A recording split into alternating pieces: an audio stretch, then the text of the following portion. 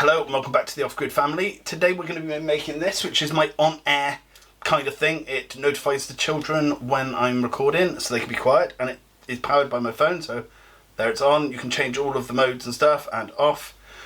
Before I show you how to make this out of almost completely recycled stuff that I found around the house, I'd just like to thank my patrons. You guys are awesome. I really appreciate it. If you want to join them, pop down in the description. There's all of it that you need down there. Anyway, let's get on. Okay, well this whole project came from this.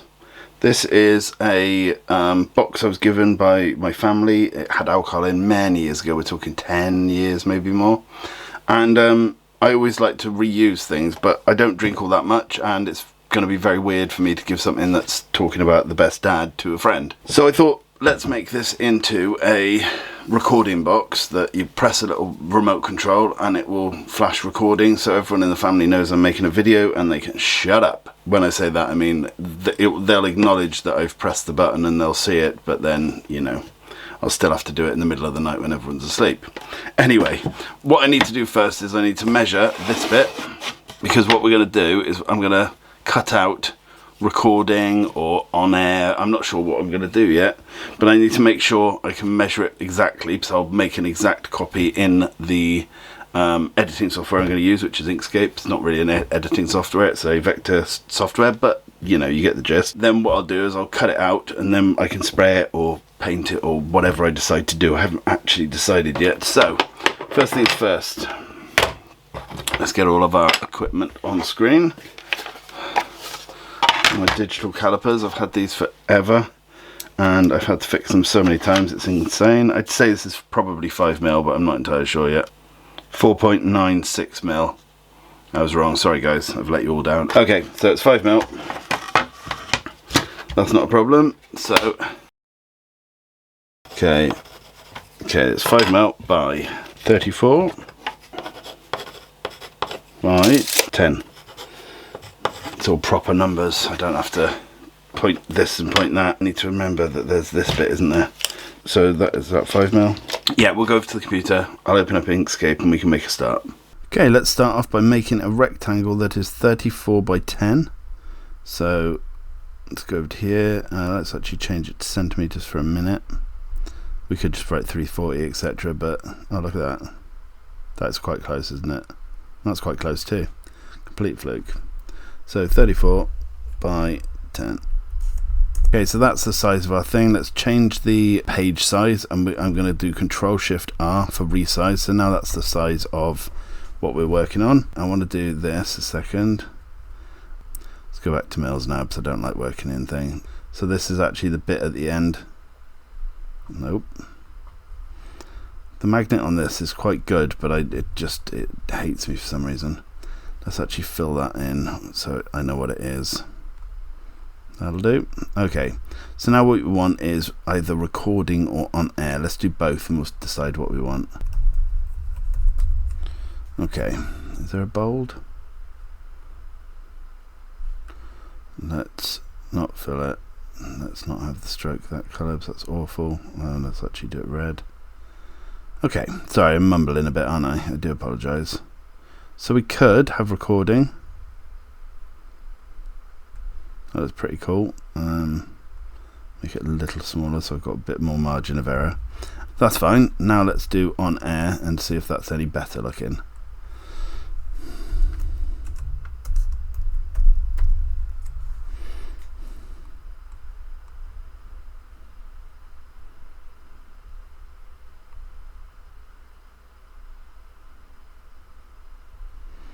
Okay, do that. Yeah, so recording looks like that. Right, it's going to be on air, I've decided. So that's pretty much it. That's all we had to do.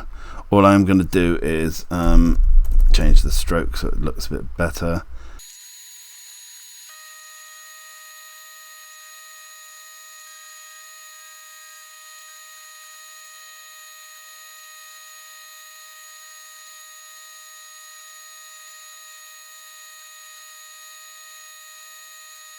Now I nearly completely messed this up. This is 5mm and my bed was set up for 3mm, and I just started cutting it, and I was like, it was only after I'd done the first cut and I'd noticed it hadn't gone all the way through even though I put it on the right numbers.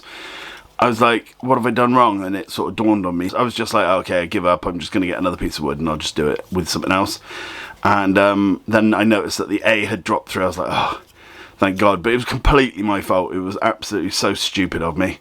But it's cut through. And I will mention this again, but I did change the font. So it was a bit nicer. And, you know, the A's weren't just empty bits of air. Basically, all you need to do is search something like stencil fonts. And you'll find loads of different ones that you might like. Okay, the next thing. I was going to do this in the laser, but I'm not going to bother. I'm just going to cut this down and stick it on the back. But before I do that, I'm going to cut it to the right size, and then I'm going to sand it so it diffuses the light better. So we don't want the LEDs to shine directly through, and you know, we want the light to be all diffused. I might have to do it about like that to make sure I have enough. But this was out of an old, what was it? An old caravan. It was an old caravan window.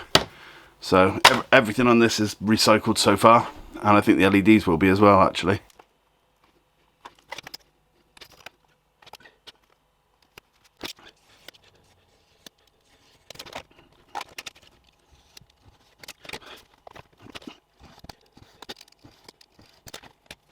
There we go. I'm going to glue that just there, but I'll sand it all up and get it all diffusable in a bit. Okay, and that is the difference. Diffused and not diffused. That is the question. Right, next I'm going to show you how to build this, and this is just knocked together with a bit of hot glue and some soldering. Basically, it is 4 18650 batteries in series, meaning it's 14.8-ish volts. The LEDs I've got are able to withstand up to 24 volts. Now, I was going to use one of these types of power packs, but they, I'd forgotten and didn't really think about it, but they turn off after a while, so it would mean I'd have to unplug and plug them back in to get them to work, whereas this is always constant current, whereas this is not. It's very simple, this design. All it is 4 18650 batteries in series, which I'll show you on the screen, and then it's connected to a switch and a USB plug. Well, a USB socket, sorry. And I'll show you how that's put together now.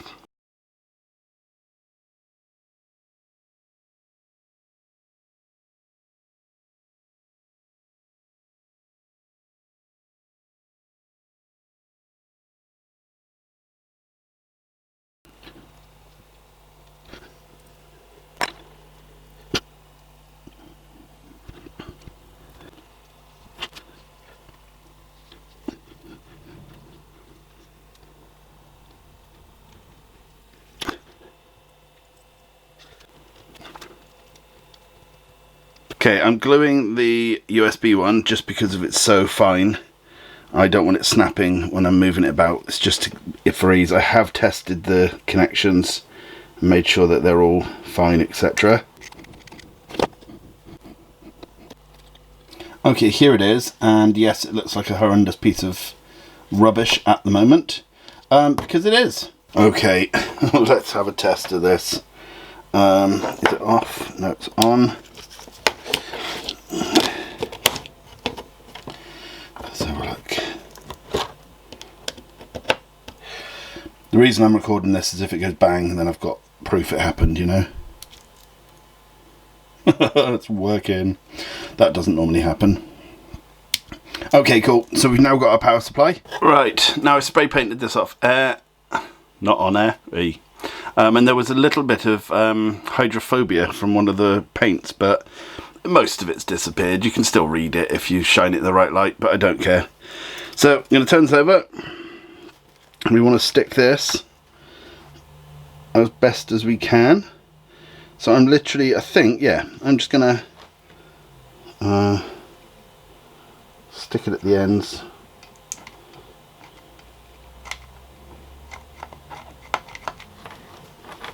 Good time to run out of glue. What an idiot. Okay, just lie down then. There we go. Now we're going to use something heavy.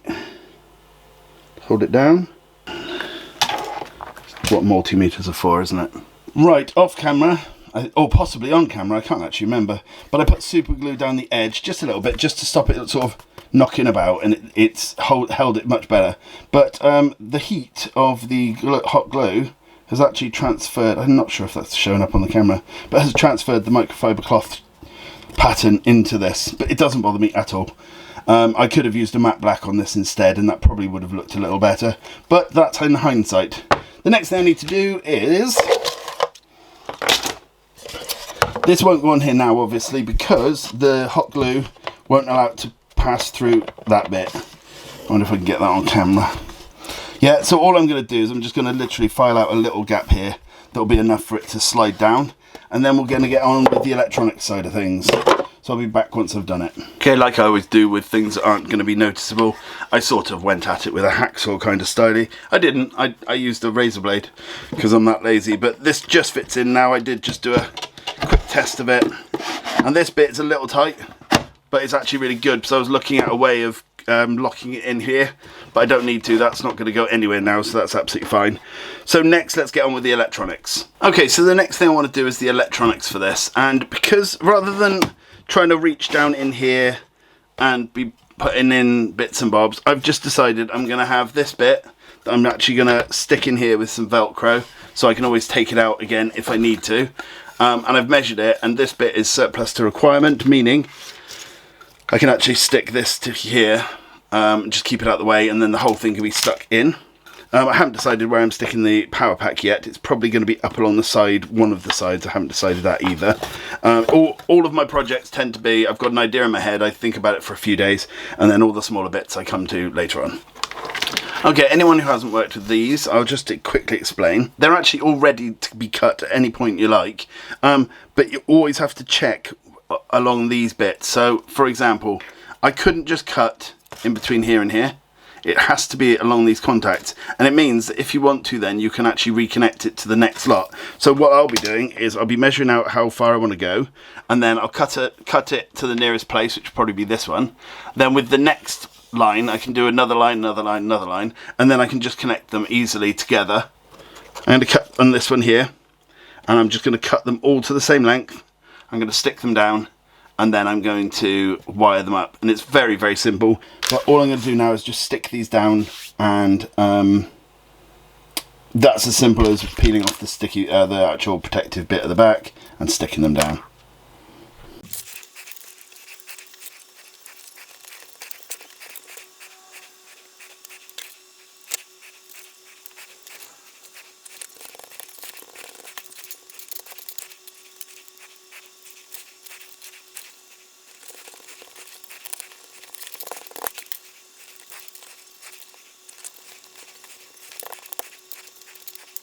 Okay, so like I said, all I'm going to be doing now is connecting up the blue to blue, red to red, 5 volts, etc. And I'm going to go like this. Let me see if I can get it all in shot a second.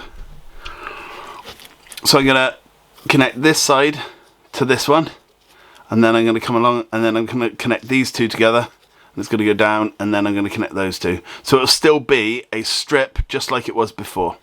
And I'll put a graphic here. Boop. Amazing, hey? And that's as simple as that. I have got colour coordinated bits of wire just to make life a little easier.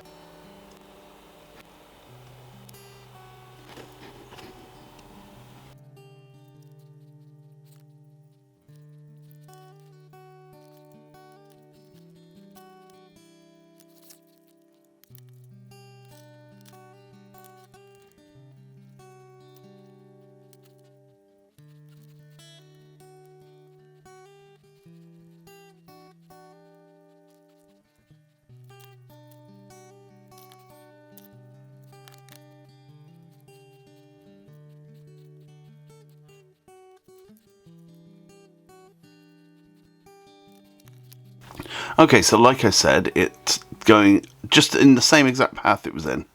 So it's a little bit shorter because obviously I've cut some of the LEDs off. But it's all plugged in now, and it's just a case of turning it on, and that's that. And this particular one comes with all different types of choices on what you want to do, etc. But we're close to being finished now already. It's a fairly simple thing. As I say, you don't need one that's Bluetooth activatable. You can have one there's loads of different ones. There's ones with just remote controls. There's ones that are Bluetooth, so on and so on. I wanted one that I could turn on from downstairs or in the shed or wherever, and it would flash within the house, and Bluetooth should be just far enough range to be able to do it wherever I want within the sort of property. Okay, the next thing is to just basically get it all connected together. So that's what we're going to do. The first thing I'm going to do is I'm going to attach some Velcro to this side and to this puppy, and I'm just going to stick that there, and then the Velcro is going to be able to stick inside the actual box. Okay, I've been having a think, and like with most of the things I do, I sort of have a plan to an extent, and then I sort of have to go off script a little bit. And with this, obviously I've said I'm going to stick it in like this, and it just makes life easier. It means that if I need to ever take it out, it's Velcroed in, job done. And it also meant that I wasn't trying to solder with my hands in here and, annoying the hell out of myself. But in doing that, I didn't take into consideration how much room I'd need for sticking this down. And there's not really any way I can stick it. I could stick it on an angle like this, but then get into the switch would be a pain, etc, etc. So what I think I'm going to do is have the battery pack on the outside of the box, and it means that it can be turned on and off here quite easily. And then I started thinking, well, okay, now we need to drill a hole for the actual USB. And I thought, well, actually, if I just drill a small hole, I can actually put these out, and then I could have this whole bit outside the box. So the only thing that I actually stick inside is the LEDs, and the sort of advantage that gives me is I've got more room to play with, and I can get it exactly where I need it, so that it's, the LEDs line up with the actual writing. So that's what I think I'm going to do. I think I'm going to drill a little hole, and then I'm going to glue all of the other stuff on the outside, because this is just going to be hung up. It's quite simple. Or it might be put on a bookcase upstairs, because it's just so that, when the kids are upstairs with Chris or whatever, I can just press a button and they're aware that I'm recording. They're not loud anyway, but George thinks he's an elephant when he's running around, and Lily sings all the time, which is beautiful, but it doesn't, it's not indicative of a tutorial kind of video. So yeah, that's what I'm going to do. I'm going to get all of this stuck in now. As I say, this is just going to be Velcroed. I might even Velcro on these things on the outside as well, so it's all reusable if I need it. But I'll be back once I've done that, and we're basically, that's it now. We're nearly done. Right, okay, so we're basically done. Eventually I will move the power pack into here. I'll just move the actual switch of it and lower that, and then it will all fit in. But for now, for this video, it's simple enough, and you don't have to follow exactly what I've done, and you can learn from the mistakes I've made along the way.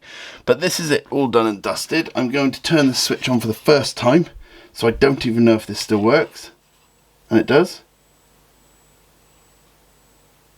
Happy days. And let's close it up.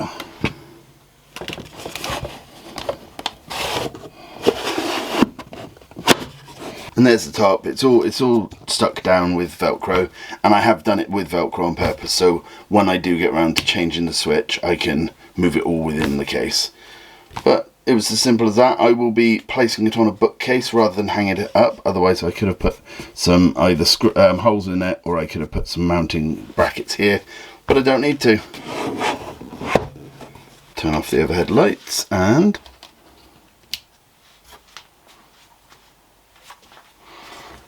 it's a bit bright, isn't it? But it looks pretty cool. I quite like that.